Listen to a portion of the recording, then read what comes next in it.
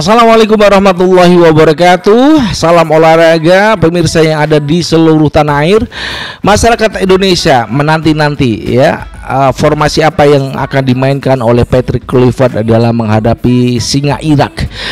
Apakah masih dia ngotot dengan 4-2-3-1 atau 4-3-3, di mana 4-2-3-1 itu adalah formasi yang kepanjangan tangan dari 4-3-3. Sementara untuk 3-4-3 yang biasa digunakan timnas Indonesia, maukah seorang Patrick Kluivert itu menggunakannya? Kemudian pemain-pemain yang tepat untuk masuk dalam situasi formasi yang sudah kita sebutkan tadi di 3-4-3 atau ke 4-2-3-1. Sebelum kita lanjutkan, rekan-rekan semuanya, berikan like dan subscribe pada channel ini untuk mendukung kita menuju 100.000 subscribers. Dan terima kasih yang sudah like dan subscribe dan juga memberikan kritikan dan saran pada Patrick Kluivert pada PSSI dalam usaha kita menuju Piala Dunia. Dan Anda akan selalu terhubung dengan konten-konten yang selalu kita tayangkan setiap hari. Baik, kita akan lanjutkan perbincangan kita yang cukup menarik ya, bagaimana Patrick Kluivert yang sudah kita kritik habis-habisan karena kita dikalahkan Arab dengan skor tipis 2-3. Mampukah dia mentransformasi dirinya untuk mengeluarkan sebuah egoisitas dalam dirinya ya, karena apa yang dia pegang adalah filosofi 4-3-3, kemudian dia berkembang menjadi 4-2-3-1. Namun pada saat dia menggunakan 4-2-3-1 ini adalah pemain-pemain yang diturunkan di dua pivot kita, ada siapa? Mark dan juga Joy Pelupessy tidak bisa bekerja dengan cukup baik.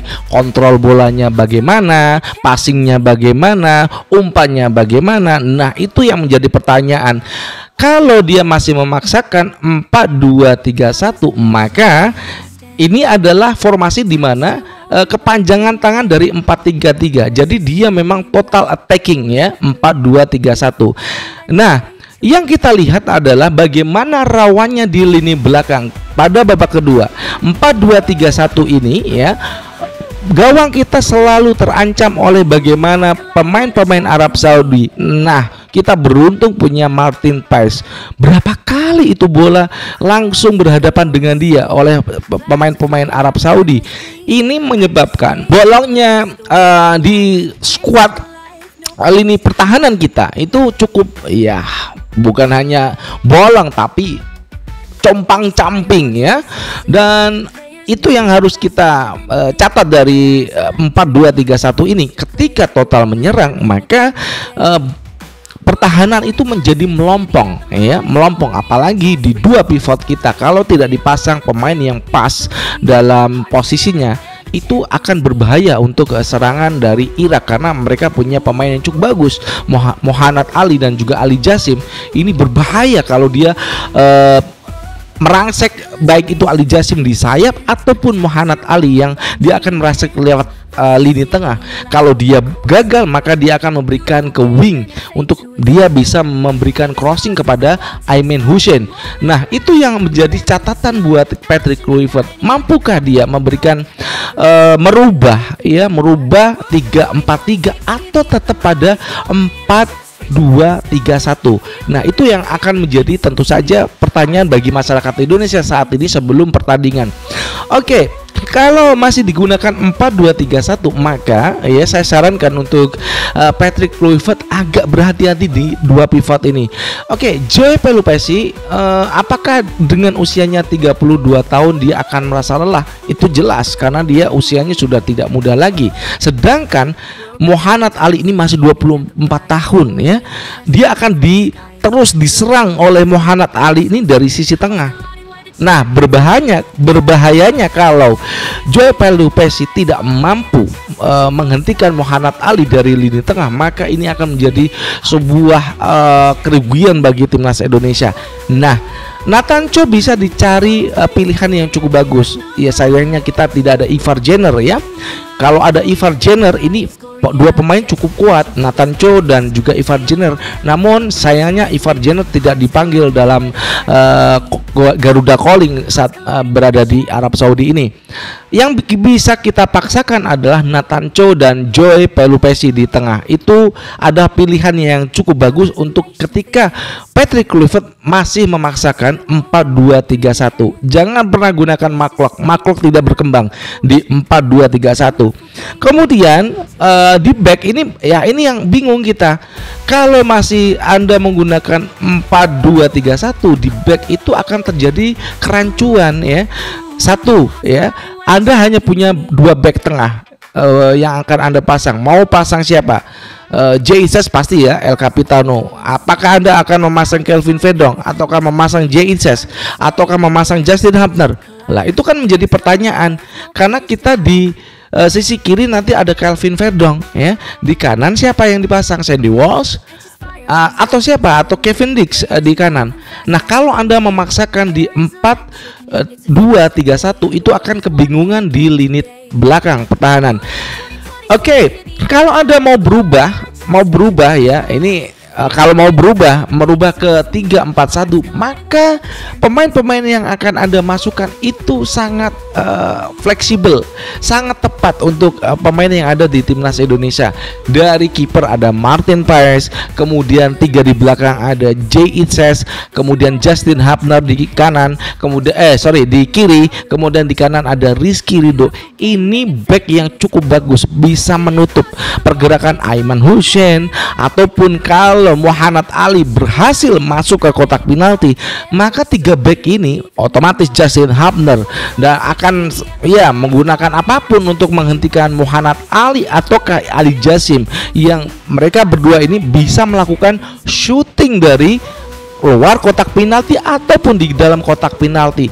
Bahkan Aiman Hussein ini cukup berbahaya kalau dia mendapatkan bola yang cukup bagus di kotak penalti, maka ya saya rasa 70% pasti gol kalau Aiman Hussein mendapatkan bola yang bebas dia ada di kotak penalti. Kalau saya sarankan Anda menggunakan tetap 3 back. Di sana ada Rizky Ridho, kemudian Jay Itzes dan Justin Hubner. Kemudian di tengah itu di kanan Anda bisa menggunakan Kevin Dix, di kiri pasang Kelvin Verdong. Oke, Kevin Dix ini bisa membantu penyerangan, satu ya, dia bisa membantu pertahanan kalau ada serangan dari sayap. Oke, Kelvin Verdong ini belum terbiasa melakukan attacking. Jadi saya rasa kemampuan Kelvin Verdong adalah di pertahanan. Di pertahanan kalau ada serangan dari sayap, maka dia akan menutup dengan 3-4-3. Kemudian di tengah kita punya Tom Hea dan juga Nathan Cho. Saya mengesampingkan Joey Pelupesi yang usianya sudah 32 tahun ya. Pasang aja Nathan Cho, dia punya permainannya bagus untuk Willem II. Nah, ini bisa menjadi opsi sebagai defender midfielder timnas Garuda ya saat menghadapi Irak, karena dia mampu menebak gerakan-gerakan dari pemain. Ini bola mau diumpan kemana, atau pemain ini berlari kemana. Ini yang bisa dilakukan Nathan Cho karena dia masih muda, 24 tahun. Nah, ia akan melakukan transformasi serangan, baik itu dari lini tengah, dia juga bisa membantu lini belakang adalah seorang Tom Hea. Kita tahu Tom Hea itu punya kecerdasan di atas rata-rata pemain kita.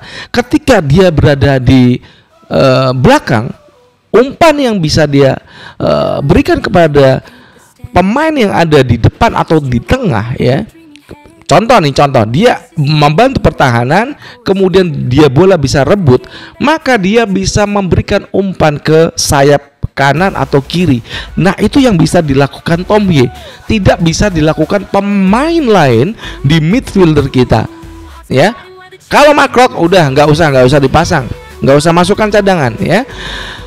Pasang saja Tom Hea untuk Anda bisa melakukan tugasnya dengan baik. Dia bisa membaca bagaimana, oh ini formasinya ketika Irak itu attacking mungkin di sisi kiri ya, wing kiri, maka dia bisa berpikir, oh mana yang kosong untuk pemain-pemain Indonesia bisa naik ke depan.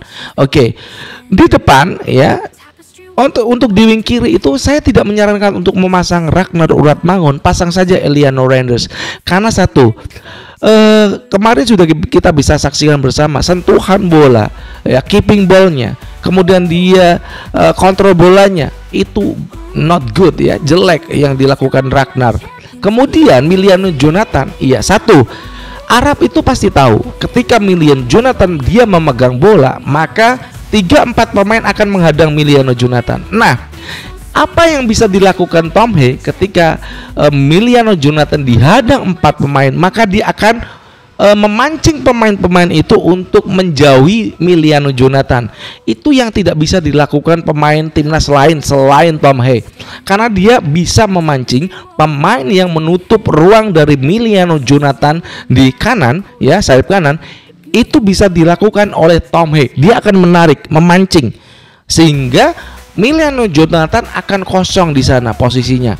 Nah, di depan saya sarankan kalau Anda masih ragu dengan Ole Romani, ya, pasang saja Mauro Zylstra. Tapi kalau masih yakin dengan Ole Romani, pasang Ole Romani sejak menit awal, karena kemarin dipasang di babak akhir, babak kedua saat lawan Arab Saudi, 2 peluang bisa dihasilkan, baik itu kepalanya dan kakinya.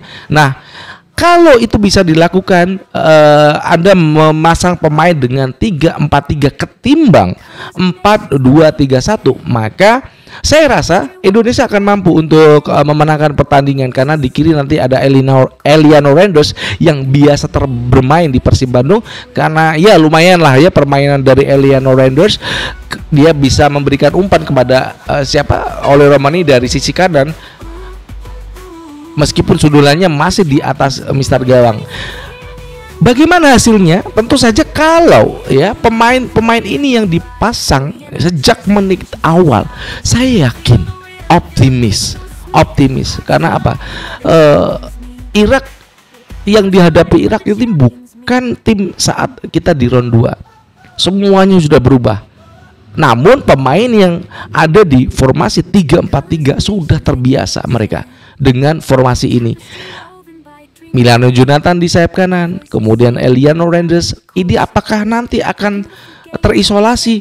Nah, itu adalah peran dari seorang Tom Hea. Bagaimana dia bisa memancing pemain-pemain yang mengisolasi dari sayap kanan kita, sayap kiri kita, dipancing oleh Tom Hea, ya. Sementara itu nanti Nathan Cho akan mengamankan posisi tengah kalau Tom Hea gagal melakukan tugasnya dan bola berhasil direbut oleh pemain Irak. Oke, itu saja yang bisa kita sampaikan kepada Anda. Mampukah timnas Indonesia menggasak Irak? Saya yakin mampu. Bismillahirrahmanirrahim. 3-0 lawan Irak. Semoga hasil ini bisa memberikan dampak yang positif bagi timnas Indonesia. Dan dari Jakarta saya ingin mengucapkan wassalamualaikum warahmatullahi wabarakatuh. Salam olahraga and ciao.